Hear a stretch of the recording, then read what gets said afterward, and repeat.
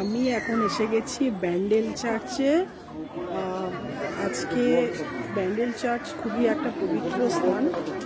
এখানে আজকে এসেছি প্রে করতে, যদিও 25 ডিসেম্বরে বন্ধ থাকে, ওই জন্য আজকে থেকে আগের থেকেই এসেছি।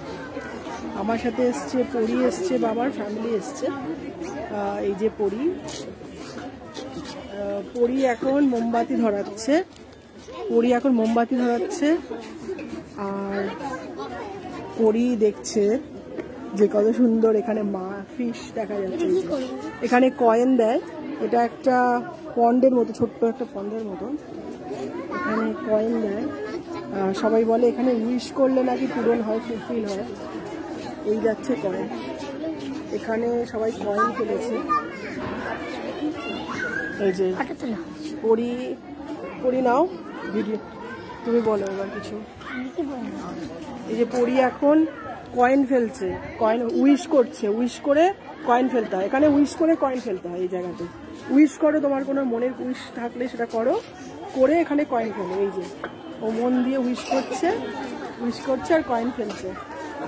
এই যে বাবা এসছে, আর এই যে মা এসছে। মায়ের দিকে তাকাও, এই যে মা এসছে, আর এই যে জিসাস ক্রাইস্টের মূর্তি। আমরা আজকে এসছি ক্যান্ডেল চার্চে। আজকে দিনটা আমরা সেলিব্রেট করব। এই যে কয়েন ফেললো পরি কয়েন ফেললো, তারপরে মোমবাতি জ্বালিয়েছে। এই যে মোমবাতি জ্বলছে এখানে, এই যে মোমবাতি জ্বালিয়েছে অনেক লোক। এই যে মোমবাতি জ্বালিয়েছে, মোমবাতি দেখা যাচ্ছে। এবার আমরা চার্চের ভিতরে ঢুকবো। এই যে ওপরেও যাব, না সবাই যাবো একসঙ্গে। উঠতে পারবে? হ্যাঁ পারবে, আমি আছি। এই যে আমরা আজকে এসেছি চার্চে, আজকে দিনটা এখানে কাটাবো, ভীষণই ভালো লাগছে।